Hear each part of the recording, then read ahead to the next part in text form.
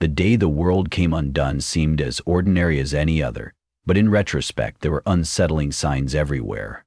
Migratory birds flying off course, compasses spinning erratically, and faint tremors that rattled glasses on tables and made the earth groan beneath our feet. Scientists had been warning for decades that the magnetic poles were on the move, shifting more dramatically year by year, but no one expected how quickly their drift would accelerate. A normal life of school drop-offs, grocery runs, and office commutes ended when the entire planet started shaking without pause.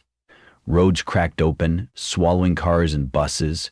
Tall buildings groaned under the stress of tremors that rippled and surged at unpredictable intervals. Within weeks, city skylines were reduced to jagged silhouettes against smoky red skies. Many of us believed the tremors would subside, or at least revert to a manageable lull, but instead they only intensified, accompanied by roaring aftershocks that struck fear into even the most steadfast hearts. In the first few months, societies debated how to handle the global crisis.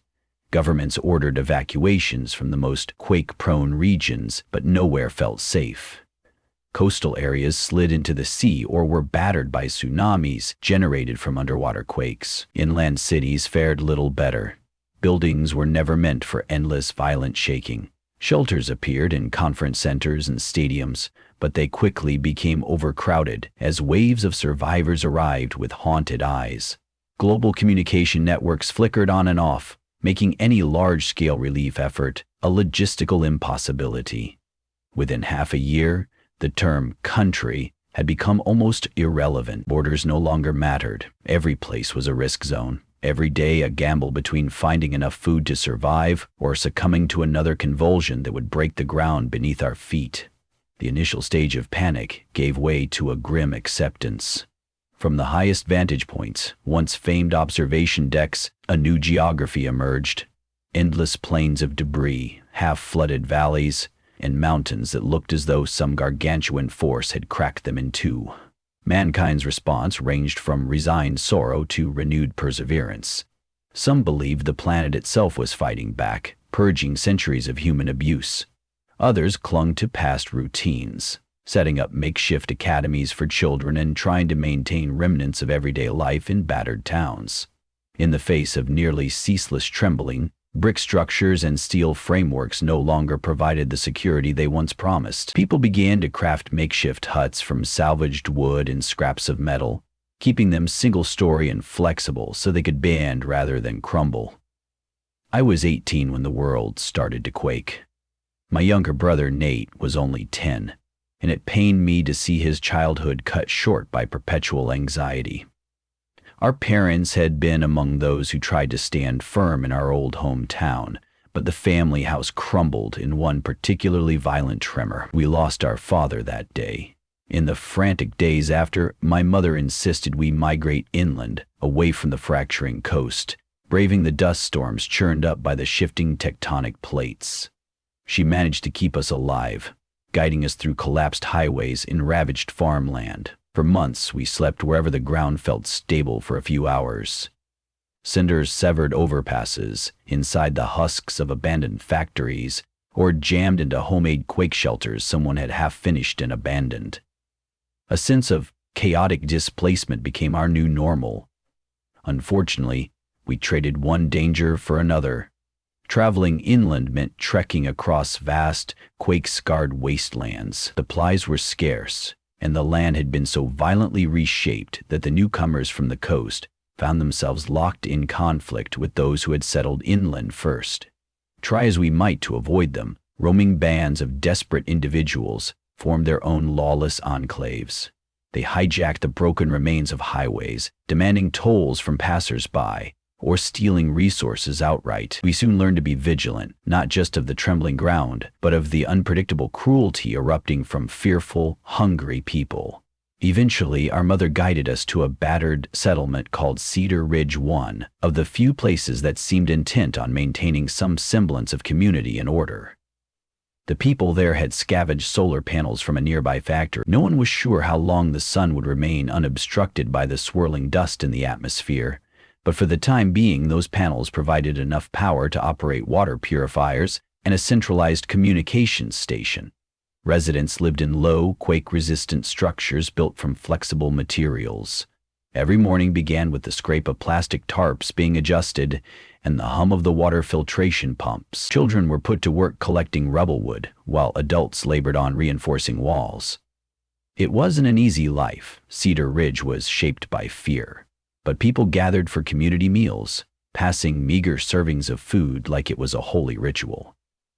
My mother found a role, assisting at the settlement's improvised clinic, where she tended to injuries ranging from broken bones to lung infections from the constant dust. She often spoke in hushed tones about how heartbreak and despair were just as lethal as any quake. Nate, resourceful and bright, helped patch up torn solar panels or replaced frayed wiring around the settlement. As for me, I tried to earn my keep wherever I could, hauling rubble, mending fences, or joining scavenging parties that ventured outside the settlement. I recall an unease creeping over me each time we left Cedar Ridge for a supply run. Though the quakes never truly stopped, they felt more relentless in the open terrain. Sometimes you could see the land undulate like ocean waves in the distance, a slow, rolling quake that made the horizon tilt unnervingly. It was on one of these scavenging trips that rumors reached us of a pilgrimage to the northwest. According to travelers, a group of quake researchers and old-world scientists had established a camp somewhere near what used to be the Canadian border. They claimed that something about the geology there provided longer periods of stability between major tremors. A small mercy. Word spread quickly about a possible sanctuary, a place where the ground might stop trembling long enough for permanent structures. People whispered about geothermal pockets, advanced quake-dampening devices, or maybe just luck. Whatever the truth, that rumor ignited hope. A half-dozen people in Cedar Ridge decided to attempt the journey, braving the harrowing distance in search of a safer tomorrow. My mother planned to stay behind, dedicated to the clinic and unwilling to risk Nate's life on a rumor, yet he and I felt differently. Watching the daily devastation, the unsettled eyes of the older folk, the young ones drifting around the settlement with blank expressions, made us yearn for any flicker of possibility. The night before we announced our decision, I stood alone by the settlement's meager perimeter fence, which was made of twisted metal rods and fragments of chain link. The ground trembled beneath my feet, a slight jostling that had become as familiar as my own heartbeat. I gazed upward, sensing that the sky itself was trembling. Dust particles were illuminated by the red glow of a distant, volcanic horizon. In that moment, I felt a rush of responsibility, a duty to find something better for Nate. Even if the rumor proved false, we had to try. We needed to believe in a place where the Earth's fury might abate. Mom forbade us from leaving. We had a shouting match in the cramped shelter we shared with 2 other families.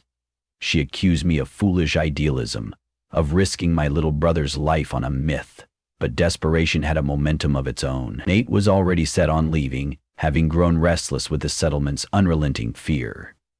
The next morning, we slipped out at dawn, carrying only a small rucksack each, one for me, one for him.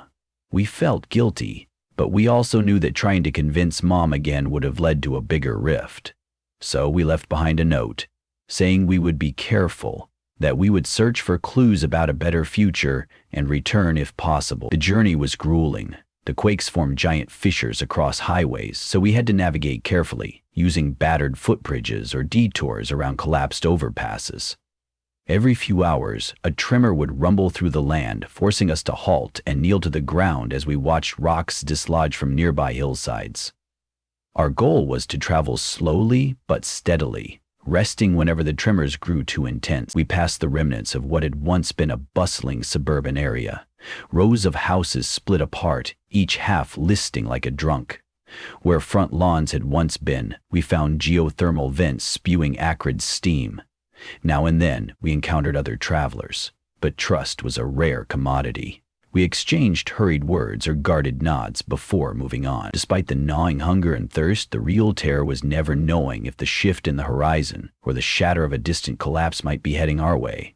Sleep became a trial of nerves. Even in the quiet hours, we'd wake up startled by phantom vibrations or actual aftershocks that sent rocks tumbling. Each day we took stock of the small joys that remained to keep our spirits alive. The sun still rose each morning, if behind swirls of dust. Sometimes we found hidden pockets of clear water in old wells. Nate developed an uncanny knack for spotting edible plants I'd have missed entirely, forging quick meals out of scrawny greenery clinging to the fractured soil. In turn, I did my best to keep us safe from roving opportunists who might want to scavenge what little we carried. After weeks of travel, we stumbled into a region where the tremors seemed slightly reduced. The calls of wildlife, mostly packs of half-feral dogs and flocks of tough quake-adapted crows, felt a bit less frantic. Ruined buildings still littered the landscape, yet the devastation looked less recent than in other places. We'd approach a battered structure, stepping gingerly over rubble, and see a sign of new green shoots sprouting in the cracks of pavement. In the distance, the silhouette of a small encampment beckoned. Faint pillars of smoke rose skyward. Our hearts pounded with renewed hope. Maybe this was the place, rumored to be safer from the quakes. Upon arrival, we found a scattering of temporary huts and a wide swath of open ground that had been cleared for crops, though it was uncertain how they grew anything in soil battered by ceaseless tectonic shifts. A ragtag group of men and women, each armed with makeshift weapons, greeted us with cautious hostility. When we explained our search for the rumored scientists, the tension in their expressions eased.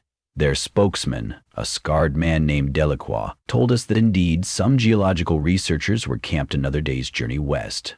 They'd chosen a stretch of land near a large and ancient rock formation that supposedly grounded the worst of the tremors. We decided to rest at Delacroix's settlement for the night, trading news for a bit of their lentil stew. In turn, we offered a portion of our meager supplies, canned food and a handful of scavenged batteries. That evening, in the glow of a small bonfire, we learned how these settlers had tried to cultivate quake-resistant methods of growing crops.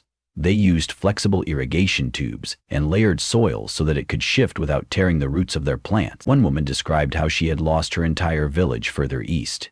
She'd found her way here, discovered that the tremors were less frequent, and built a new life tending these fragile rows of vegetables. Their success was tenuous, but impressive, and it bolstered our resolve to continue. The following morning, we parted ways with the settlement, each step brimming with excitement for what might lie ahead. The land took on a different quality as we followed a narrow path strewn with shattered rocks. Monolithic boulders loomed nearby, looking like ancient guardians of an uneasy peace.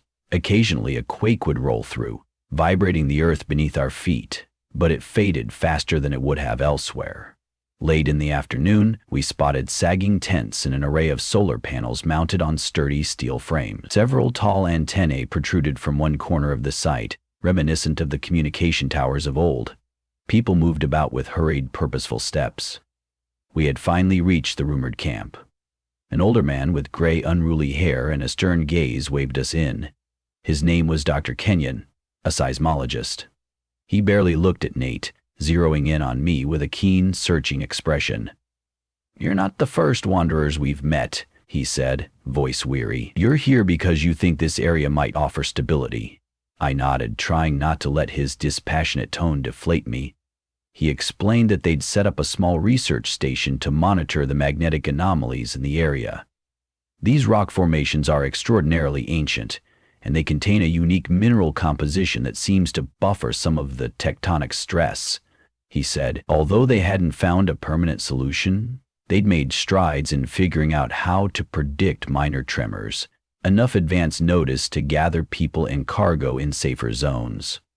Over the next few days, Nate and I absorbed all we could. He was captivated by the gadgets and readouts in the main research tent. Seismographs, magnetometers, and monitors that displayed wave patterns in real time. Dr. Kenyon realized Nate's scientific curiosity might be an asset, and he showed him how to chart the seismic data that flooded in every hour. Meanwhile, I joined the volunteer force that constructed reinforcements around the camp's perimeter. They used large steel rods hammered deep into bedrock, creating a flexible but stable fence line. The tents themselves were anchored to wide, heavy platforms designed to sway with the tremor. Though the ground still shook, a sense of relative calm permeated the camp. The people here spoke about the future, not just with dread, but with a cautious, determined optimism. One morning, a frenetic wave of excitement washed over the camp. A man came racing in on foot, covered in dust, shouting that an incoming quake was on track to be the biggest one in months.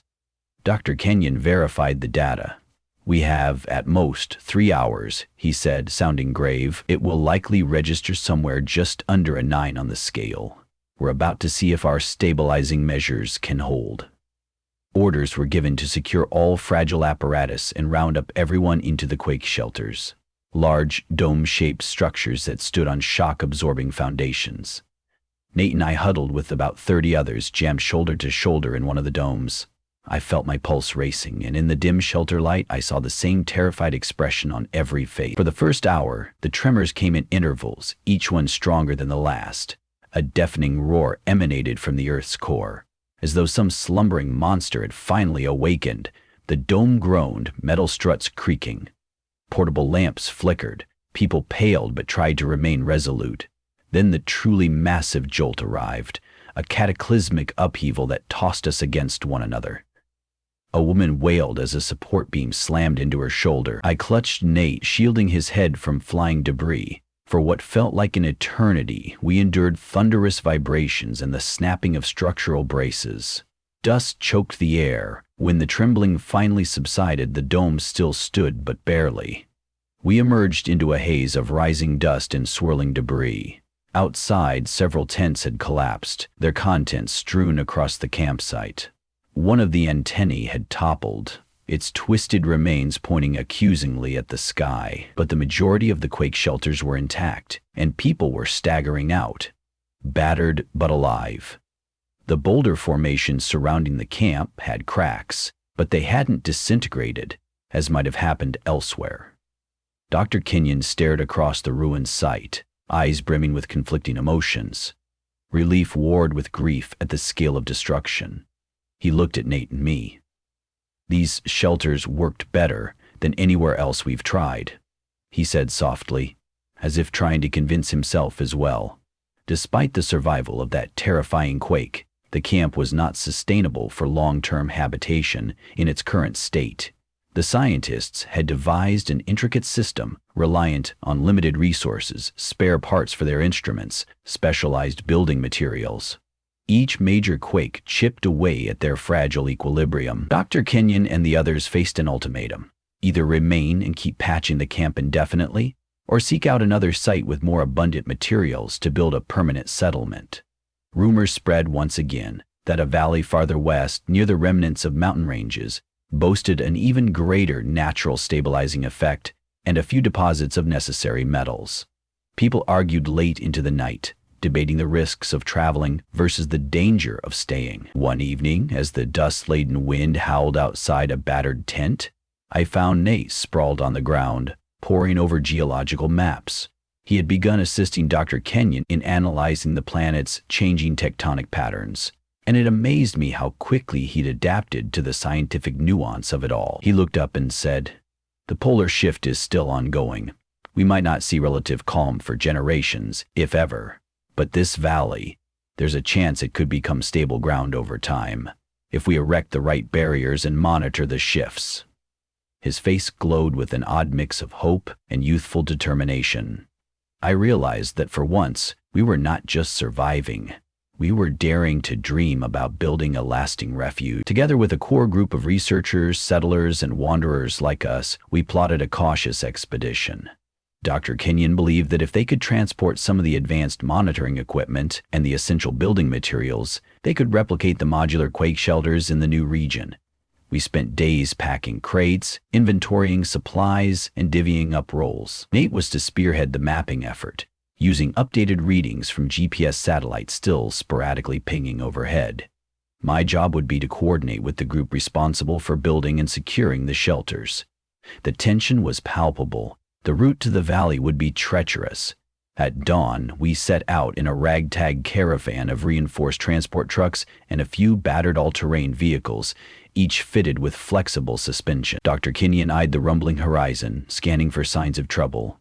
As we crawled forward, I felt the slight oscillations under the tires. a constant reminder of the chaos that had consumed the world.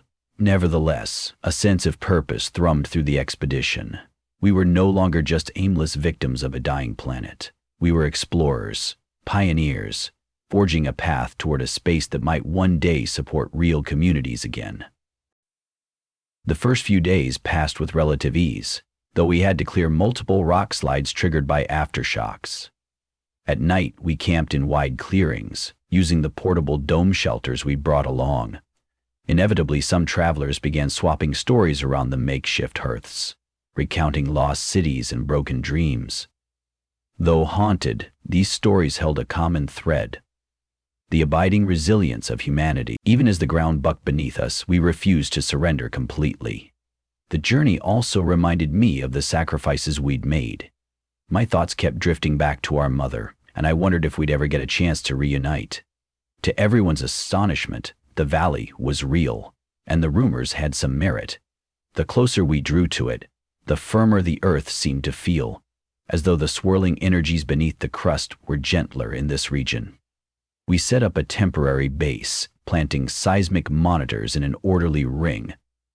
Over the next weeks, we labored to erect quake shelters, test water sources, and chart the safest areas to store supplies. The valley was ringed by rugged hills that had been shaped by eons of geologic tumult, yet they formed a kind of protective basin. It wasn't perfect. The quakes still came, but less frequently and with slightly diminished force. The power of the polar shift hadn't vanished, but here it was muted enough to give us a fighting chance. As the weeks turned into months, a fledgling settlement emerged. At first, we called it simply the Valley, but over time, folks referred to it with names like Haven or the Refuge. We rigged a series of stepped terraces to grow crops, using flexible irrigation lines that swiveled in tune with smaller tremors. Nate helped Dr. Kenyon refine predictive models that warned us hours ahead of bigger quakes. That early warning often meant the difference between catastrophe and survival. We had time to lock away delicate instruments or secure the scaffolding around half-built structures. There were setbacks aplenty, including rival groups that heard of our settlement and tried to seize resources. But unity prevailed when it had to, and we managed to repel those who thought violence was their only option. I stood one evening on a ridge overlooking the valley, dusty wind tugging at my hair. My eyes traveled over the low huts, the sturdy dome shelters, and freshly planted rows of crops. The ground occasionally shivered underfoot, but far in the distance, I could see hillsides softly aglow with traces of green. Beyond them, the sky was aflame with sunset colors that bled into the horizon. Nate was beside me, pointing to a new reading on his makeshift tablet. "If we keep reinforcing certain sections," he said, nodding to the data, "this place might withstand even larger quakes. Maybe we can expand further in a year or two." In the glow of dusk, I could almost imagine a future where the global trembling became a backdrop to a new kind of life, forged in awareness of the planet's unending shifts, yet determined to endure. We had learned the hard way that stability is a relative term, that the only lasting certainty lies in our willingness to adapt and help one another. Though the polar shifts still raged, threatening to scare away hope with every rumble, I found strength in the knowledge that we were no longer running from the endless quakes. Instead, we were learning to live upon this ever-shifting ground. Perhaps, in time, we would find a way to thrive.